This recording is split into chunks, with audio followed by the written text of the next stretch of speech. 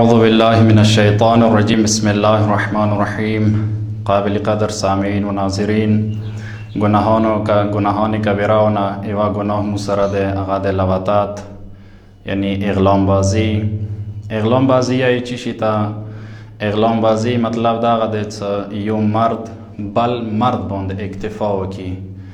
یو مرد نفسانی خواهشات و حاصل اول د پاره بل مرد سره بدفعلی وکی دی تدویل شي لواطات یا اغلام بازی دا غډیرا سخترین گناه ده څه روایتو کې مزامات شوه ده قرآن کې ذکر شوه ده نو دا غډیرا بدترین گناه ده چې دغه گناه واجنا پروردگار عالم یو قوم څه هغه لوط قوم پروردگار عالم اندغه گناه واجنا غار کړلو اندغه گناه واجنا پروردگار عالم احکام باندې تیګو باران وکړلو اندغه گناه واجنا پروردگار عالم هغه قوم خور سره خور کړلو اندغه ډیره بدترینه گناه ده چې ما تاسو رسول اعظم صلی الله علیه و آله وسلم فرمایش کوي چې ان اخوف ما اخاف علی امتی عمل قوم لوط ته خپل قوم خپل امت په باره کې څه ډیر خفایم هغه دغه گناه نه خفایم دی گناه ته خفایم چې چیرې اما امت والا لوط قوم خی عمل انجام نکي یعنی مطلب څه شولو مطلب دغه شولو چې اما امت والا اغلام بازی ونه کی اما امت والا لواطات ونه کی نه دی واجنا مخکې د فرمایش کوي رسول اعظم چې من عمل قوم لوط لعن الله تری ورته دغه جمله رسول اعظم تکرار کړی ده چې پروردگار هر هغه یو کس چې هغه قوم لوط مخای اعمال انجام کوي پروردگار هغه باندې تلعنت وکي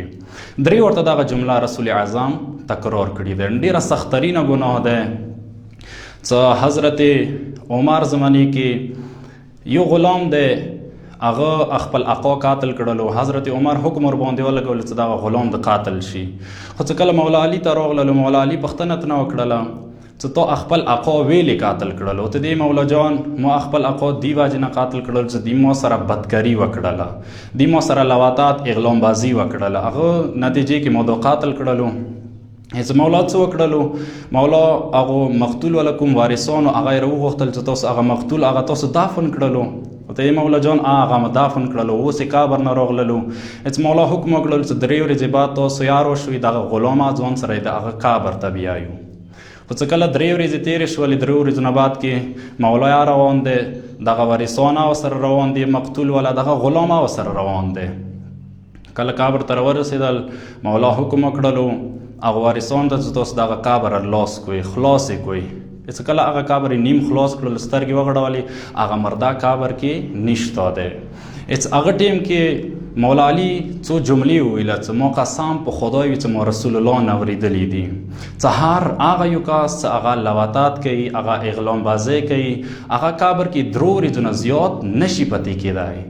هغه کس فرشتي کابر کې نه پرېږدي ځمکه خپل ځان سره نه پرېږدي ځمکه یې تېروي هغه یو کس ځمکه یې نغري هغه یو کس نو روایتو کې دا ملویږي چې هغه فرشتي هغه کابر نه درو ورځو نه بعد کې هغه کابر نه اوچتایي وړي قوم لوط سره یعنی کومه وادي قوم لوط د مغه طرف ته منتقل کوي قیامت ورځ پروردگار عالم دغه یو کاس قوم لوط سره به محشور کوي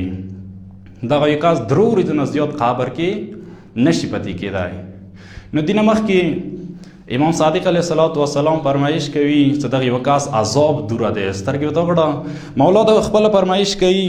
هغه چې من مات مصرا علی اللواط